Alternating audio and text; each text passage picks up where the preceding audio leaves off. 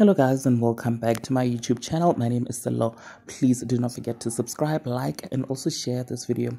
So it seems like singer Khumalo and her only remaining best friend Wanda Balogi's friendship might be over, as Kelly told her mother that she is sick and tired of Wanda because Wanda is self-centered and self-absorbed, you guys, and that she does not have time for her. In the recent episode of Life with Kelly, Kelly told her mom that Wanda is disrespectful, and now Kelly has been there for her from her fertility journey.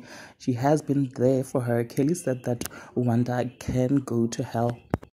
Now, it was just a few weeks ago that singer Brendan Tambo split from Khumalo's friendship, leaving many speculating and saying that Ukelu might be the one who is problematic, you guys. Now, please do share your thoughts in the comment section below. Also, subscribe if you have not yet done so. I will definitely see you on my next upload. Bye.